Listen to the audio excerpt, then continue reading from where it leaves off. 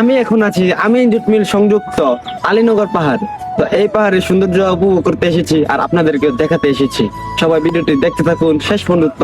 সবাই যারা যারা আইডিটি এখনো ফলো করেন নাই তাড়াতাড়ি আইডিটি ফলো করুন। তো পাহাড়ের রাস্তা দিয়ে ওঠার সময় পাহাড়ের রাস্তার সাথে একটি মেশিনের মতো দেখা যায়। তো আমি আবার চিনতে পড়ে গেলাম এই মেশিনটা কি মানুষ টানুষ মারতো নাকি না। অবশেষে মামাতো ভাই বললো না এটা আমিন জুট মিলসের যে কোনো একটা মেশিন আর কি। তো কথায় আছে ছোট মরিচের ঝাল বেশি। এই পাহাড়টি ছোট হলো এই পাহাড়ের রাস্তাটা অনেক সুন্দর। তো অনেক সুন্দরভাবে হাইটা যাইতে পারতেছি আমরা এবং দেখুন দূরও মারলাম হুররে। এই পাহাড়টি যারা যারা চিনেন তারা আমার কমেন্ট বক্সে বলে যান আর যারা যারা গিয়েছেন তারাও আমার কমেন্ট বক্সে বলে যাবেন। পাহাড়ের উপরে আইডি দেখি রে কিটা এমনি ঘর তুলে রাখছে দেখা যায় না। এটা ঘর না, সম্ভবত এটা আমিন জুট মিলসের কোনো একটা অংশ।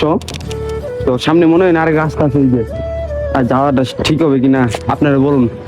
যাবো না, তো সেদিকে ওই দিকে চলে যাই।